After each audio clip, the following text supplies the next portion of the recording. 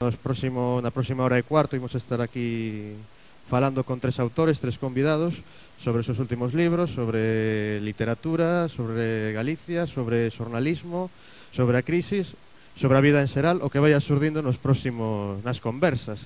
Eu son Alberto Ramos, son un humilde xornalista que vai facer aquí o traballo de lanzar as preguntas aos convidados, e aínda que este eu aquí arriba, pois son o menos importante dos que estamos aquí, porque os grandes protagonistas son os que van falar aquí dos seus libros, e todos vostedes, porque son os cómplices necesarios para que isto chamado Culturgal e as industrias culturais deste país pois teñan sentido. Dito isto, vou pasar a presentar o primeiro convidado. Ele é xornalista, é escritor, é narrador, dirixiu Público no seu momento, Diario Público, xa desaparecido, tamén agora mesmo colabora en un feixe de medios e agora mesmo está encabezando unha nova aventura xornalística que é el Diario.es de Madrid. Poderían preguntar a alguén que fai un home como escolar nun sitio como este. Pois o motivo principal é este libro, 31 noites, que publica Morgante. É unha novela que foi publicada de entrada como novela por entregas no Diario Público e trata sobre un xornalista que seguramente, ademais de ter as famosas 3Ds do xornalista, disómano, divorciado, desencantado, ten a mala sorte, a mala fortuna de estar en el lugar menos indicado, no peor momento indicado, e seguramente coa peor xente recomendable da noite madrileña. Iso inclúe bandas de narcotráfico, porteros de discoteca con bastante mal pronto, policías corruptos. E sen máis dilacións, pois un forte aplauso para Nacho Escolar, que se pode subir aquí ao salón. Que tal? Bueno, xente aí, vou me poñer por aquí.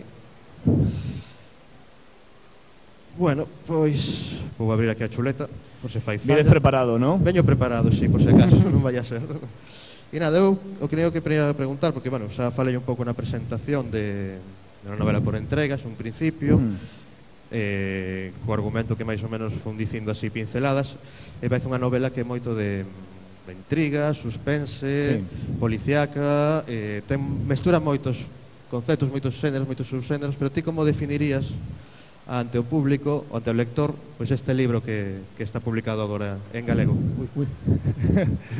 Bueno, es una novela negra, estructurada como un folletín, como una novela por entregas.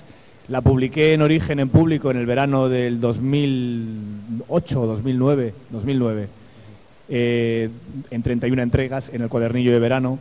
Y luego, después de aquel trabajo, decidí que me daba un poco de pena que se quedase en un papel que caduca tanto como el papel de prensa, y decidí reescribirla, la amplié, retoqué bastantes cosas. La primera versión la hice sobre la marcha, la escribí a medida que iban cumpliendo los plazos de cierre y sin saber muy bien cómo iba a acabar.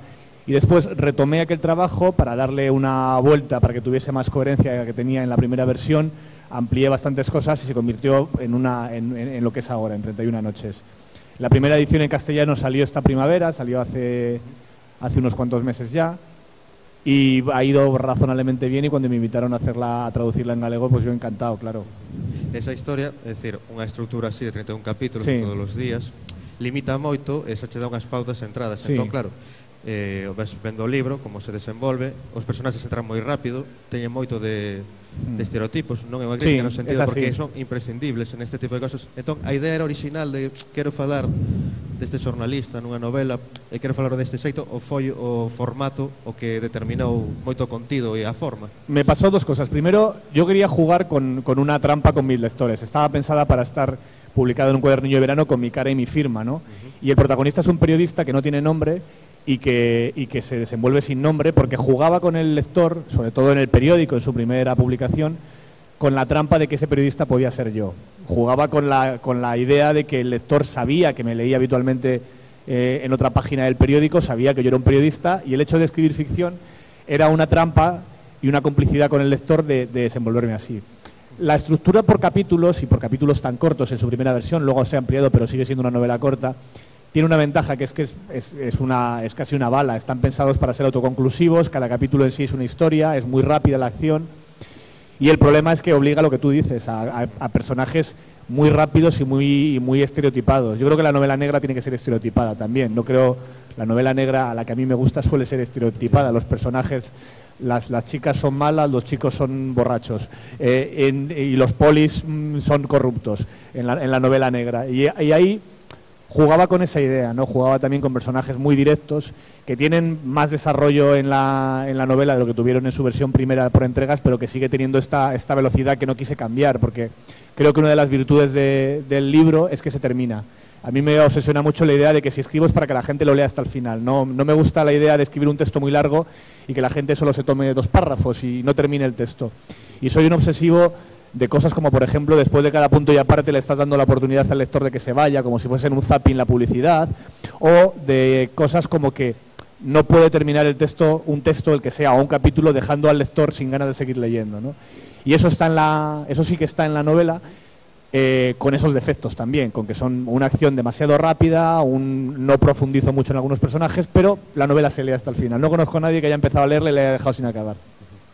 Falábamos de novela negra, personajes estereotipados, etcétera, pero aparte diso, novela negra, sobre todo no ámbito americano, es decir, ten outra constante. Sí, es nuevo costumbrismo tamén, e es crítica social. Eso, efectivamente, hai sempre unha crítica social a unha sociedade enferma, seguramente toda a sociedade está máis ou menos enferma. Diso canto hai neste libro. En eso hay, mi sociedad enferma es un paisaje que conozco muy bien, que es la crisis de la prensa, ¿no? La historia arranca con una anécdota real que me contó un poli, que es que encontraron en un chalet de Madrid una habitación sin ventanas forrada de plástico como el que se usa para pintar, y en el centro de la habitación sin ventanas había un cubo lleno de ácido sulfúrico para deshacer un cadáver. Esto es una anécdota real de algo que ha pasado en Madrid. Y me parecía tan atrayente que lo convertí en la novela, solo arrancando con esta escena, con abrir una puerta y encontrarte una habitación así, que es como arranca la novela. Pero hay una historia de fondo, hay un paisaje de fondo que es mi crítica social, que es cómo el periodismo se disuelve en ácido sulfúrico también, ¿no? El paisaje de fondo de mi novela es la crisis de la prensa. Es cómo este redactor, este periodista, se queja de que están despidiendo a los maestros que le enseñaron a él y contratan a cambio a becarios que no tendrán a nadie que aprender, cómo habla de ese oficio, de esos viejos maestros de las 3Ds, de dipsómanos, divorciados, depresivos, alcohólicos, divorciados y con horarios imposibles, esa gente que trabajaba sobre todo en periódicos en ciudades pequeñas donde la rotativa estaba debajo de la redacción y se cerraba muy tarde porque no había ninguna prisa por llevar luego a las máquinas el periódico, y era gente que empezaba a trabajar a la 1 y terminaba de trabajar a la 1 o a las 2 y nunca se iba a casa sin tomarse antes una copa. Pues ese tipo de oficio es el que sale también en ácido sulfúrico en mi novela. Efectivamente, hai moito de crise dos medios tamén aí. Hai un parágrafo que ia ler, pero xa o fixeches ti prácticamente. Entón, quería preguntar que ademais desas 3Ds que falamos, podemos poñer a cuarta que é desempregado agora mesmo. Sí, la cuarta D ahora mismo, además de dipsómano, depresivo y divorciado, es desempleado. Sí, yo creo que estamos viviendo en el periodismo una crisis que no tiene nada que envidiar a la construcción. Vamos, en número de desempleo, ningún sector ha generado tanto paro como el sector de la prensa en los últimos 3 años, 4 años. Aproximadamente está trabajando 2/3 de la gente que trabajaba hace 3 años, 4 años. Es decir, que se ha destruido una tercera parte, incluso algo más, del trabajo que había en España para periodistas, y los que seguimos trabajando lo hacemos en condiciones mucho peores, ¿no? Yo creo que una de las crisis más terribles en la que estamos hoy es que al mismo tiempo que la democracia está en crisis la política, y la herramienta para solucionarlo es la política, está en crisis el periodismo justo en el momento en que más necesario es el periodismo, y está en crisis también, pues no sé, la acción sindical justo en el momento en el que hace falta más defensa colectiva de los derechos de los trabajadores. Es decir, que al mismo tiempo que tenemos una crisis de la política, de la democracia, de los derechos laborales, al mismo tiempo su solución está en una crisis aún más profunda que la que sufre toda la sociedad. Que son cifras de reconversión total la que estamos absolutamente viviendo. Sí, no es fin de siglo, ¿no? El periodismo nunca tuvo una edad dorada, pero desde luego esta no lo es.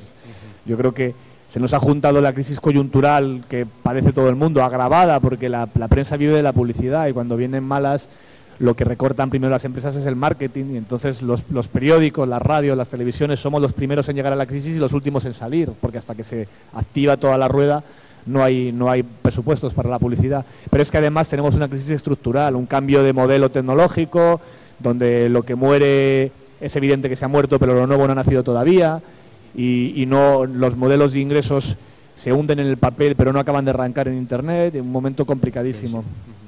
Eu estou lembrando unha frase de, bueno, dun antigo xefe meu, cando traballaba nun periódico que acabou pechando tamén, que é unha historia que nos soa moitos, tal, que di unha frase moi desconocedora no sentido de que o xornalismo está moribundo e nós estamos a quedar con cara de man de obra excedente. Sí. Eu quería, se cada había que matizar unha cuestión de que quizáis o xornalismo non é o que está moribundo, pero sí o negocio de... Sí, yo creo que el periodismo no está moribundo, yo creo que hay excelentes periodistas y el problema es que el modelo de negocio es fundamental para el periodismo. Yo no creo en el periodismo como voluntariado, yo no creo que los periodistas sean gente que por la mañana trabaje no sé, en su oficina y tal, y por las tardes en su tiempo libre se quite la camiseta y trabaje de periodista, porque ese tipo de periodismo pues podrá suplir un poquito algunas carencias, pero no sirve ni de contrapoder, no sirve para perseguir determinadas informaciones, no sirve para hacer determinadas cosas. Yo creo que ahora mismo es verdad que cualquiera puede hacer periodismo de la misma manera en que cualquiera podéis correr 100 metros, pero no todo el mundo puede correr 100 metros en 10 segundos, y para correr 100 metros en 10 segundos hay que entrenar todos los días, estar con una dieta muy estricta, trabajar mucho y tener cierta actitud física. Pues con el periodismo pasa igual. Todo el mundo puede cazar una noticia si le aparece aquí al lado, con una cámara móvil la pilla y la caza, pero para encontrarla todos los días y para buscarla y para contarla hace falta entrenar, y para eso hace falta dedicarte a ello, ¿no? Igual que en un montón de cosas. Yo creo que estos discursos a veces del fin del periodismo y que no pasa nada, si estamos salvados todos por el periodismo ciudadano, me parecen un poco ingenuos, ¿no? Es como si no os preocupéis que no va a haber panaderos, pero todo el mundo hace pan en casa, ¿no? Fenomenal. Pero la especialización en el trabajo la inventamos en el Neolítico y fue para bien.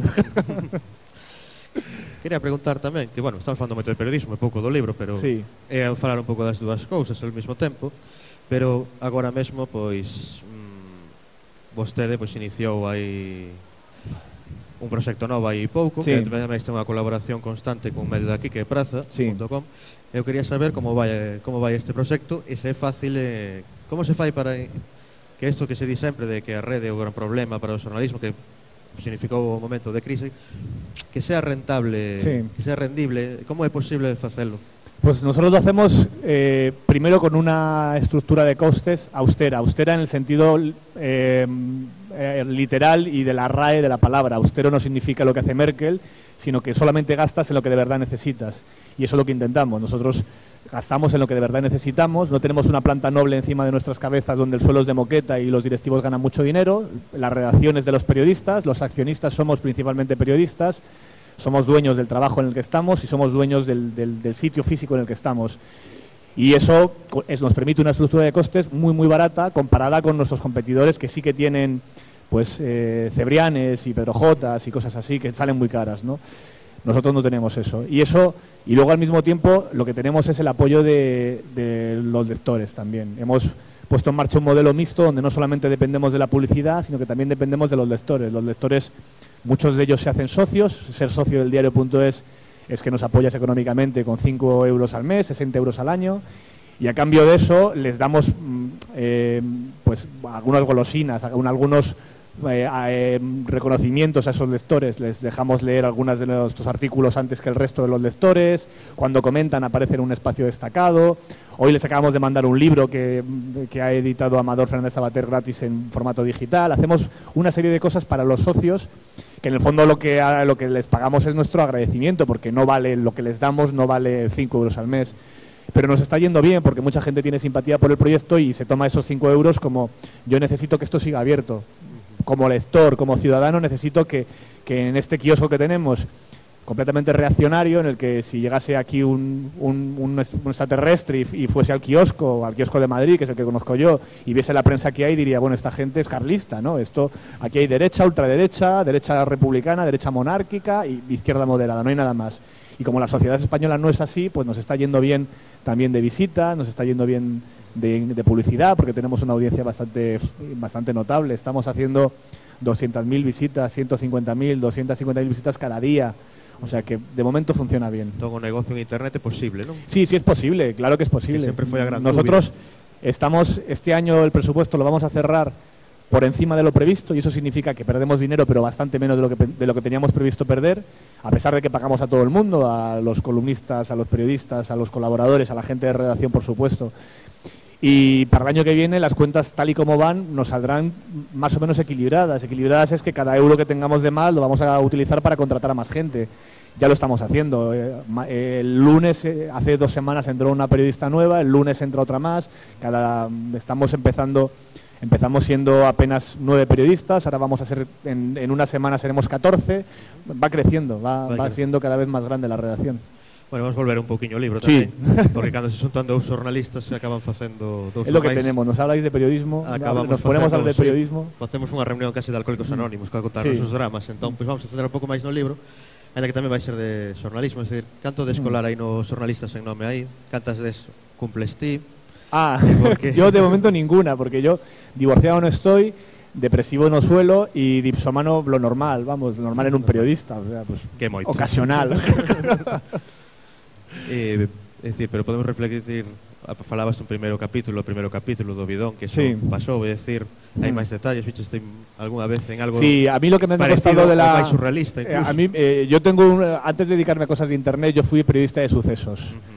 Y muy poco tiempo, porque estuve apenas medio año, pero en una ciudad como Almería, pues con toda la droga, con todos los temas de inmigración, una ciudad, Almería en el 95, que era el año que estaba yo por allí, pues poco más que de becario haciendo sucesos, era una ciudad muy brava, ¿no? Y luego he hecho alguna temporada más temas de sucesos y es un tipo de periodismo muy puro que no se te olvida. Yo creo que todos los periodistas acabamos haciendo novela negra, aparte porque es fácil para los periodistas, porque es un salto muy normal desde el periodismo más puro que existe, que es el de sucesos, ¿no? El periodismo de sucesos es un periodismo sobre la vida y la muerte, y las noticias son la vida y la muerte, siempre. Cuando una temporada estuve trabajando en México, haciendo un periódico popular allí, puse en marcha varias redacciones de un periódico popular, y hicimos una encuesta entre la gente para preguntarle qué querían en el periódico. Era un periódico destinado a gente que leía muy poco y que sobre todo veía televisión. Y nos decían, no, queremos que deis noticias, pero ¿qué es noticia? No, noticias son los sucesos, los tiroteos, los secuestros, o sea, la noticia es eso, es que la gente la maten, eso es una noticia, ¿no? Y por eso he acabado haciendo novela negra. Y ahí en la novela me ha pasado lo que les pasa a todos los periodistas cuando nos ponemos a escribir, o creo que nos pasa, que es que te cuesta mucho quitarte el corsé de la prensa. Esto de atribuir las fuentes, esto de poner comillas y colocar... Pues no sé, yo me veía ahí documentándome en internet de cuánto tiempo tarda un cadáver en deshacerse si le metes en ácido sulfúrico, ¿no? Pues me ha costado mucho ponerme en el traje de la ficción. Me ha costado menos en la segunda revisión que he hecho, porque ya era, en la primera versión que publiqué en el periódico se me veía al principio las costuras al andar, no iba cogiendo poco a poco algo más de velocidad, pero al principio era casi un ejercicio periodístico, no un ejercicio de ficción. Y luego al reescribirlo lo cambié entero, pero te cuesta mucho. A mí por lo menos me ha costado mucho. De acordo. E tamén quería preguntar un pouquiño, é un primeiro paso da narrativa, se non me equivoco, é dicir, tes tempo para traballar noutra novela? Quiero seguir con ello, sí. Amenazo con volver. Sí, tengo intención de volver. Tengo en mente un proyecto relacionado con la corrupción. Ese tiene más que ver con el tipo de información que yo hago y con el tipo de periodismo que yo hago. A mí me pasa como a muchos periodistas, que es que no podemos contar todo lo que sabemos sin ir a la cárcel, porque aunque lo que sabemos es verdad, nos falta el último papel, nos falta la última prueba, el último documento, y te encuentras en tu vida cotidiana, en tu trabajo cotidiano diario, te encuentras con cosas que no creeríais. Pues si os las cuento, no puedo contarlas, pero es una pena no poder contarlas desde el periodismo, con lo cual las voy a contar desde la ficción. Quiero hacer una historia sobre el poder y la corrupción, que estoy ya un poquito trabajando en personajes, en algunas líneas, todavía no tengo nada escrito avanzado, pero sí que tengo bastante trabajo previo hecho y lo quiero poner en marcha para el año que viene, cuando me quite de encima el apretón de trabajo en el que estoy metido. No sé si tendré tiempo. Tamén evidente nese caso de tamén crítica social, tamén será sí, hay mucho más. Será máis negro tamén. Sí, y también va a ser negro, pero va a ser en otro enfoque muy diferente. Esto es 31 noches, la trama es alrededor de matones de discoteca y narcotraficantes. Lo de los narcos me lo sé en parte por mi época en México. Lo de los matones de discoteca por mi época cuando me dedicaba a la música y tocaba en sitios bastante peores que las discotecas que salen aquí, ¿no? En el año 98, 99. Y la de ahora, la siguiente que quiero preparar, tiene más que ver con las cosas que he estado haciendo ahora de investigación, de corrupción, de las cosas de algunos temas que he tocado. De acordo.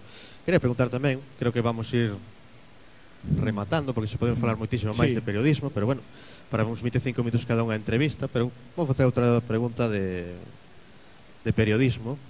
Inevitable, eu sinto, que somos moi pesados normalmente cando falamos de xornalismo, pero é que realmente todo o que escoito últimamente cando falamos de medios é bastante descorazador.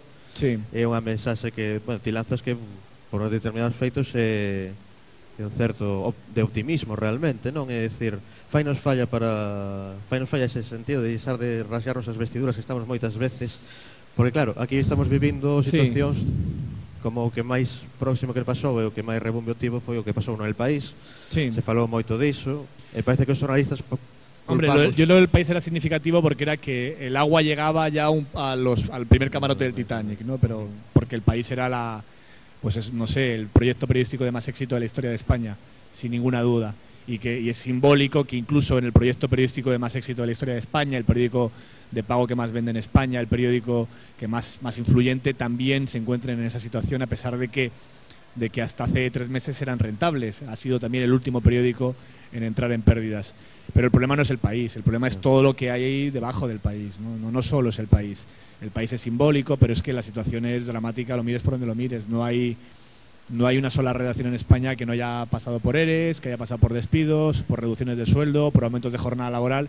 Y luego todo esto, al final, el problema de fondo es que no somos un sector en reconversión porque de repente, no sé, ahora hacemos cámaras de fotos digitales y antes eran analógicas y no pasa nada. Pues hay gente que se tiene que recolocar, llevamos haciéndolo desde que el hombre es hombre, ha habido reconversiones industriales. El problema aquí no es solo una cuestión de reconversión industrial, sino de que el periodismo defiende un derecho que no es de los periodistas, sino de la gente, que es el derecho a la información y que afecta muchísimo a las gestiones de gobierno, la accountability que dicen los ingleses, la capacidad de fiscalizar las decisiones de los poderosos y del gobierno para avisar a la gente de que están pasando cosas y que luego esas cosas se arreglen porque alguien le ha puesto el foco encima, ¿no? Porque si no iluminas y ves que están pasando cosas que están mal, pues la gente no es consciente y no hay ni asunción de responsabilidades, ni mejora del control de lo público o de lo privado. Todo eso al final se deteriora justo en un momento donde más necesario es. O sea, cuando está la sociedad diciendo que todos los políticos son unos corruptos, que esto es un desastre, que no se cree en la política, que son el tercer problema de la sociedad, los que tenemos que fiscalizarlos no estamos, o estamos debilitados, porque hay periodistas muy buenos y se sigue haciendo investigación y se sigue haciendo control del poder, pero si una persona trabaja en una redacción donde antes tenía muchas más manos, pues no puede permitirse el lujo de estar una semana o un mes o 2 meses investigando con la incertidumbre de que a lo mejor no sale nada, que eso pasa muy a menudo. Hay periodistas que se pasan meses trabajando en un tema y al final pues no hay nada, o hay muy poco, o todo esto al final se convierte en muy poco, ¿no?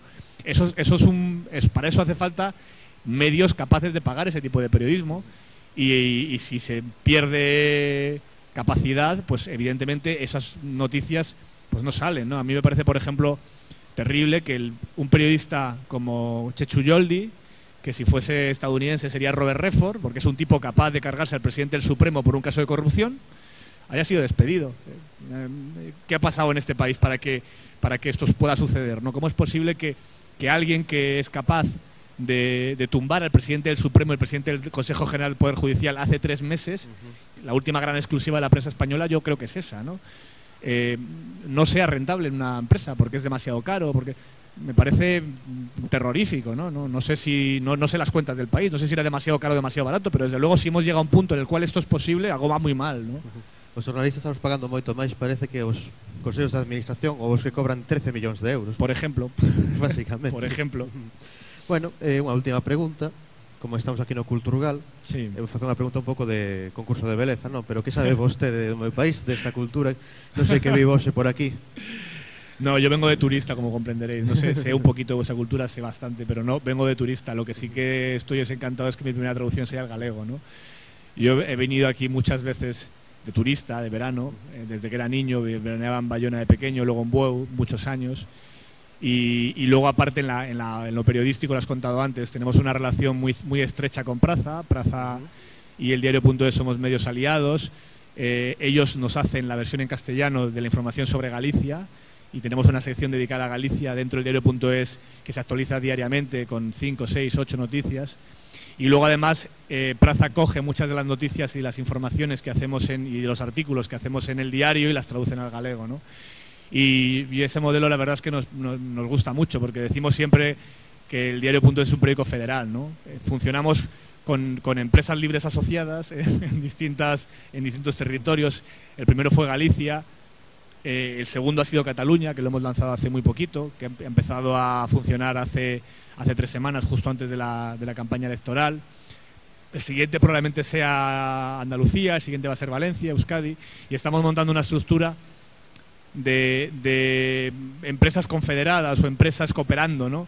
O cooperativas cooperando, porque el caso de aquí Praza es una fundación, Cataluña va a ser una fundación, en Valencia probablemente monte una cooperativa, es decir, son distintos modelos empresariales que lo que hacemos es entre nosotros cambiar cromos y intentar hacer entre todos un país un poco más cohesionado, que no mire todo desde Madrid, y al mismo tiempo una empresa periodística sostenible. Perfecto. Pois moitísimas gracias, Nacho, por estar aquí. Gracias a vosotros. Falamos moito de periodismo, pero tamén do libro. Encantado. Moitísimas gracias. E ata outra. Vaya ben.